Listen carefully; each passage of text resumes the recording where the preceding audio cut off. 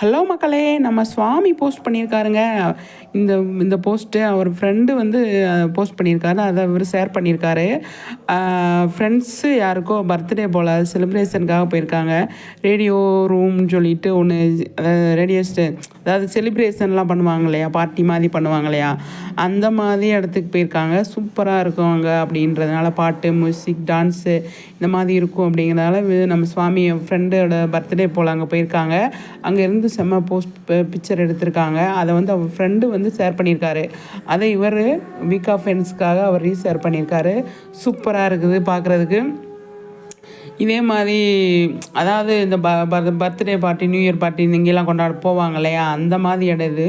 ஆனால் new year birthday celebration நல்லா அங்கே செம்மையாக பண்ணுவாங்க அப்படின்னு சொல்லியிருக்காங்க. சூப்பராக இருக்குது.